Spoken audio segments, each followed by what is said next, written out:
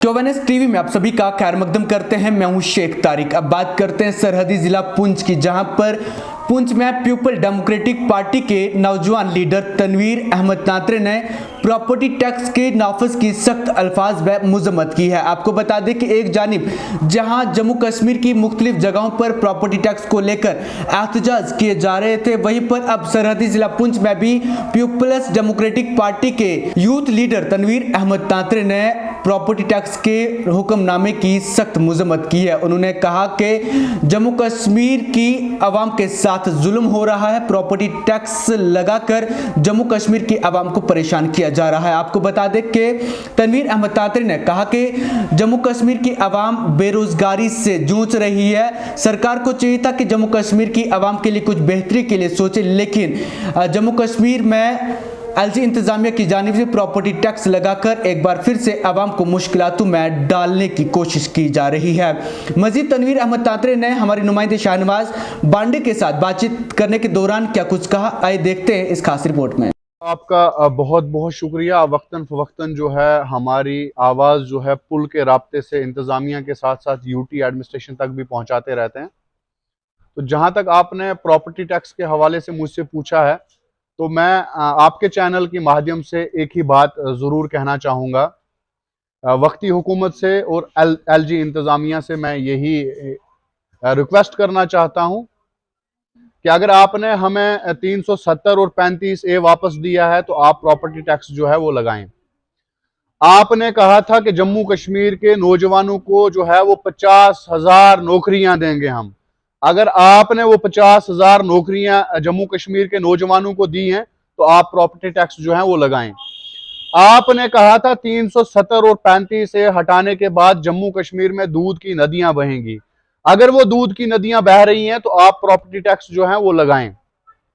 आपने कहा था कि जम्मू कश्मीर की आवाम को जो है 370 और 35A के बाद सहूलियत मिलेगी। अगर वो सहूलियत भाजपा सरकार ने दी है तो एलजी इंतजामिया से मेरी गुजारिश है कि आप प्रॉपर्टी टैक्स जो है वो लगाएं। आपने कहा था कि हम स्टेट को जो है वो स्टेटहुड वापस करेंगे, रिस्टोर करेंगे स्टेटहुड। अगर आपने रिस्टोर किया स्टेटहुड, हमारी स्टेट को वापस दिया स्टेटहुड, तो आप प्रॉपर्टी टैक्स जो है वो लगाएं। शहराज भाई, मैं आपके मीडिया के माध्यम से एक ही बात कहना चाहूंगा कि रेत बजरी भी हम लोग लाएं, इट्टें भी हम लोग लाएं, ढांचा भी हम भी अपनी मलकियत पे खड़ा करें, और हमारी गरीब आवाम जो है वो बाहर की रियासतों से केबल का काम करके, वॉचमैनी का काम करके अपने परिवार के लिए एक आशियाना बनाएं, और आशियाने में भी सरिया हम खुद लाएं, सीमेंट खुद लाएं, ईंटें हम खुद लाएं, छत हम खुद डालें, लेकिन टैक्स जो है वो गवर्नमेंट को देना। मैं पूछना चाहता हूं किस चीज का? अगर आपको लगता है कि जम्मू कश्मीर की आवाम इस बहरान से निकली है, 14 अगस्त के बाद अगर आज तक जम्मू कश्मीर में आपने इलेक्शन करवाया तो आप प्रॉपर्टी टैक्स लगाएं। अगर आपने जम्मू कश्मीर में कुछ किया ही नहीं है तो प्रॉपर्टी टैक्स की अगर बात कर रहे हैं तो जम्मू कश्मीर की आवाम इस वक्त जो है वो प्रॉपर्टी टैक्स नहीं दे सकती है। जब यहां पर सिविल हुकूमत कोई बनेगी, यहां पर चुन के हमारे नुमाइंदे जो है वो आएंगे, हमारी डेवलपमेंट करेंगे, दिल्ली के बराबर हमारे लोगों को करेंगे, तो फिर जाके आप अगर टैक्स की बात करेंगे, प्रॉपर्टी टैक्स की बात करेंगे, तो हम कहेंगे लाजमी है। अभी जो है जम्मू कश्मीर की आवाम जो है एक बहरान से नहीं निकली है। आपने दूसरा बहरान ला के ऊपर हमारी जम्मू कश्मीर की आवाम के ऊपर ये जो ठोंस रहे हो आप जबरदस्ती, ये चीजें नहीं चलेंगी। आपने जम्मू कश्मीर को एक लिबर्टी बना के रखा है। तमाम किस्म के टेस्ट आप यहां पर करते हैं, और यहां पर करने के बाद फिर बाहर की रियासतों में जो है वो यही कानून लागू होते हैं। मैं पूछना चाहता हूं क्यों? पहली मर्तबा हुआ है कि एक स्टेट को जो है यूटी में तब्दील किया है। हमने अक्सर इतिहास देखा है, पढ़ा भी है कि यूटी को जो है वो स्टेट बनाया जाता है, लेकिन जम्मू कश्मीर की आवाम के साथ जो है वो उलट हुआ है।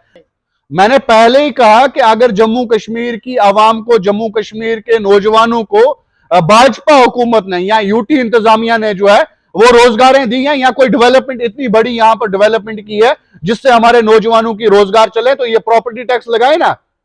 लेकिन डेवलपमेंट करने से ये कासर, नौजवानों को नौकरियां देने से ये कासर, यहां पर कोई भी आवाम की बात करने से ये कासर। लेकिन टैक्स की जब बात आती है ये अव्वल नंबर पर खड़े हो जाते हैं। आपने JKSSB तो खाली उनके मुंह से सुना है कि हमने दिया। जहां तक आपने PSI की बात की, जो लिस्ट सामने आई कितने स्कैम हुए उसमें, वो भी आपके सामने। बोलना एक अलग बात है, करना एक अलग बात है।